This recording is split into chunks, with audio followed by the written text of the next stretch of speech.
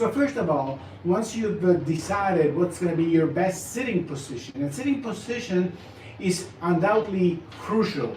In the classical guitar, we use what is usually called the classical sitting position, and what is classical about it is simply the fact that when guitarists decided to tackle much more sophisticated repertoire, they came to realize that the popular way of sitting, which was usually on the right leg in a more relaxed or laissez-faire fashion, was not really apt for the more sophisticated repertoire that guitarists were beginning to face.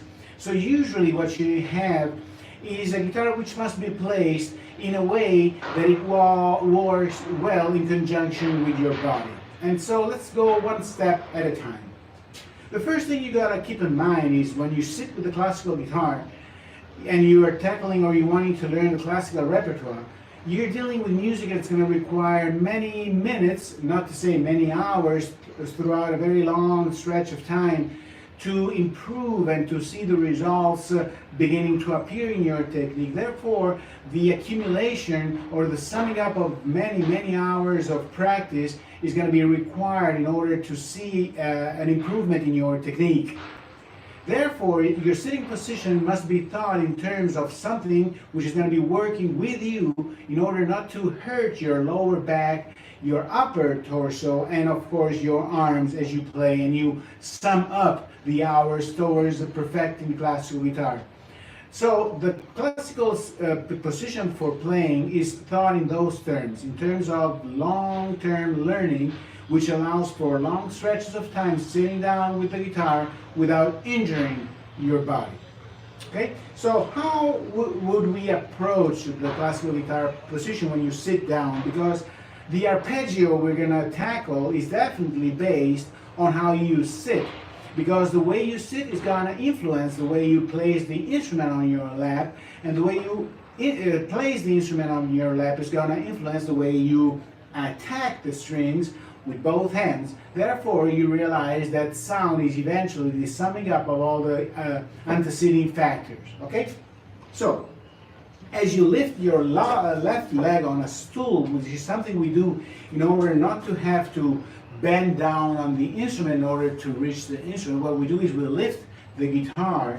So that's the reason we typically use a footstool. This is the traditional approach. Of course, nowadays different systems have been brought into the scene, and every guitarist has the total freedom to choose which one he considers most appropriate for the job.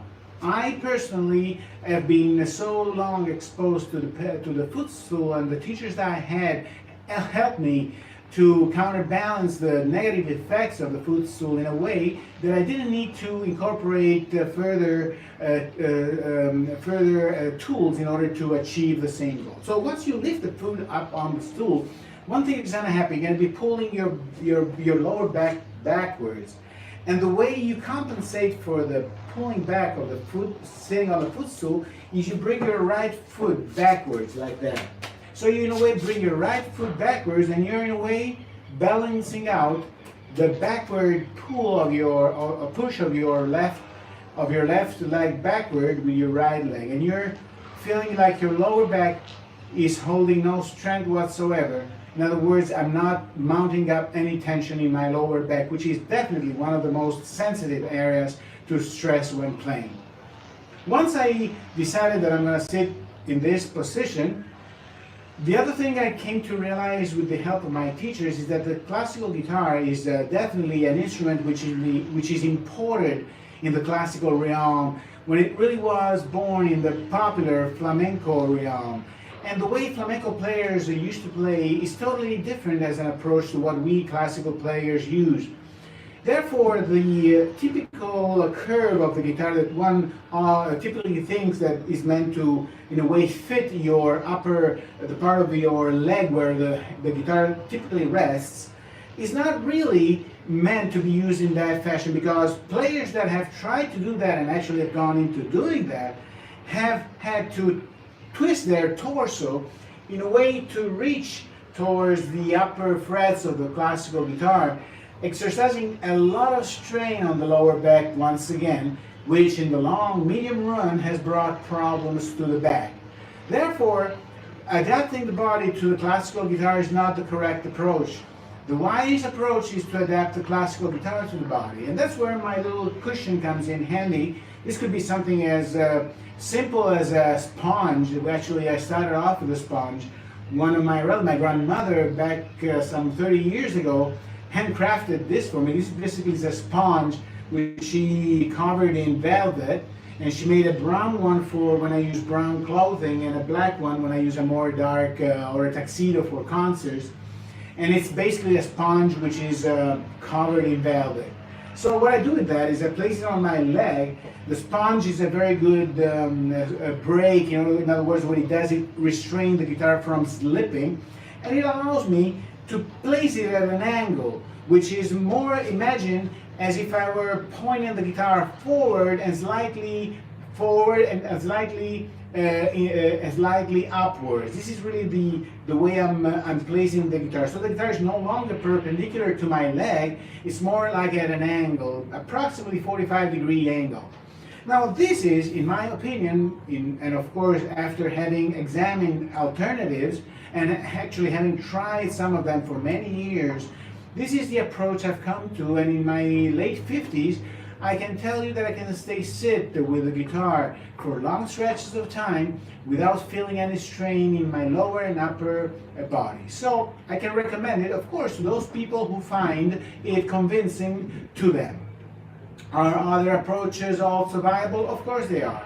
And I have friends who use all different types of approaches, and you're definitely welcome to explore into them. Now, once you place the guitar, the other thing you want to keep in mind is that the sound you want to be projected upwards. In other words, if the guitar is pointing downwards, it tends to point the sound downwards, which means, in other words, that the sound is not going to get as far as it would go if you pointed it slightly upwards. So it's just something which is more inviting for the sound to be projected upwards. And the other thing, the other reason for which I like my guitar to be pointing upwards is that I get a good view of the 6 strings instead of just watching or seeing the 6th string and the upper part of the frets, which is also a valid approach which is used by many guitarists, especially from my anteceding classical guitarist generation, and I mean people like Christopher Parkening or John Williams. They use this type of approach. Well, this new approach is more belonging to my generation, although it was presented by players such as Abel Carrevaro, Alvaro Pierri, and the like. So the guitar pointing upwards with a view to the 6 strings is more the approach that I have taken for me, and which of course I recommend to my students. Now, once you have the guitar placed in this manner, you will feel that the cushion here keeps it pretty much steady on the leg. At the same time, my arm, as it rests on the upper part of the body, keeps the instrument stable. Therefore, this point here in my thigh, and this point here on the upper ring, in the upper lower ring, keeps the guitar steady, keeps the guitar in place. I don't need my left hand to do anything in order for the guitar to stay in place. The left hand, in fact, only starts getting the action once I start playing, and that's got to be its main and only work during performance, okay? Now, Romance, the piece we're going to play, is, as I was saying earlier, an arpeggio. What an arpeggio is a sequence of notes.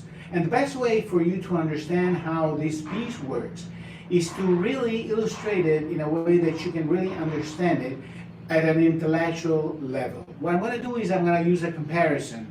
I'm going to compare the right hand of the guitarist to a little rock band so that you understand the role of each one of the fingers in the right hand. Think the Beatles. And when I say the Beatles, I mean, imagine that your A finger is the lead guitar. In other words, in the Beatles, that role belonged to John Lennon. John Lennon would be playing the first string. The first guitar, the main guitar, the lead guitar.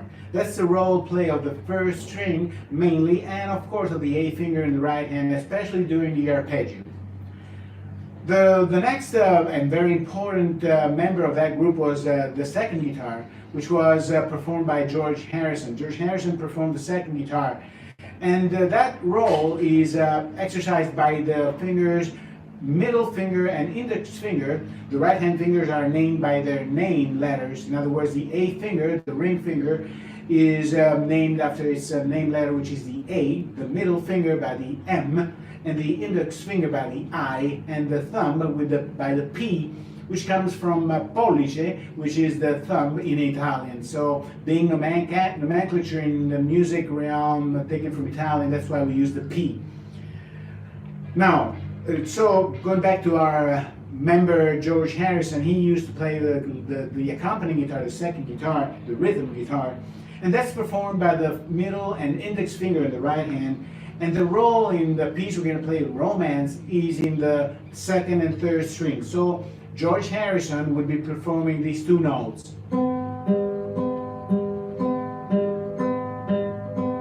When you put both the John Lennon and George Harrison to work, in other words, the main melody with the A finger and the middle and the index finger to work out the second string, in other words, George Harrison working in conjunction with John Lennon, you get. This is the basic part of an arpeggio.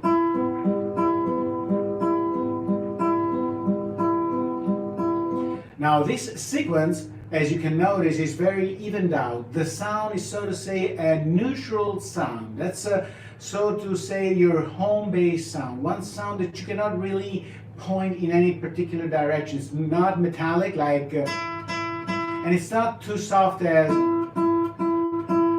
it's somewhere in the middle, and it's your standard guitar sound, and you ought to have your own very intimate standard sound for overall playing. And arpeggio, of course, is one of those scenarios. So you have now, and of course one of the great survivors is Paul McCartney, and he plays the bass. The bass is what creates the harmonic sustain for whatever happens on top. In other words, whatever John Lennon does and George Harrison does with the second guitar is much more sustained by what Paul McCartney does on the bass. And that's performed with the thumb on the 6th, 5th, and 4th string, respectively, beginning with the 6th string. So you hear. And rhythmically speaking, at the command of Ringo Starr on the drums, that intervention of the 6th string, the bass, is performed every 4 beats. So 1, 2, 3, 4, 1, 2, 3, 4. So the bass is performed every 4 beats. So the arpeggio, to look at it at an ensemble level so that you understand the role of each one of these voices, because that's what they are different voices, is to be seen like this. You start off with the bass and the first guitar playing at the same time. The way you do that is you pluck both the 6th and the 1st string. Strings are counted from the bottom up. You pluck both of them in the way you would be plucking or pressing a plier. In other words, you make this type of motion as you were getting something with a plier like that. That's the motion you perform. You get in contact with the string you're going to pluck. In other words, your thumb rests on the 6th string. The word that is being used since the 1980s for this feeling of the strings is also a word which is called planting. Planting the thumb on the 6th string. I also like to call it feeling the strings. Feeling the strings with the tip of your fingers is the way your right hand fingers see the strings. They feel it. Like a blind players deal with guitar playing, they feel the strings. Many violin players also use the feeling approach. They don't really rely on sight, they rely more on feeling more than on sight. Therefore, feel the string with your thumb, feel the first string with your A finger, and when I say feel, I mean literally feel it with the tip of your fingers. So you kind of literally go like that. You really feel the string with the flesh, and once you feel it, you squeeze it a little bit, and then you release the tension and you produce the sound. You'll have to practice this throughout the day today in order to get the sound that you desire. I'm just illustrating to you the concepts that you have to understand first of all and take to an intellectual level from your brain to your fingers to be transformed into what musicians typically call muscular memory, the memory that your muscles go developing as you practice. Because we both count on the same elements for guitar learning, which are time and patience. These are the two essential elements that we need to become proficient with a musical instrument. And we both can benefit from both time and patience. And neither of us can really progress in guitar or instrumental playing unless we count on these two essential elements, okay?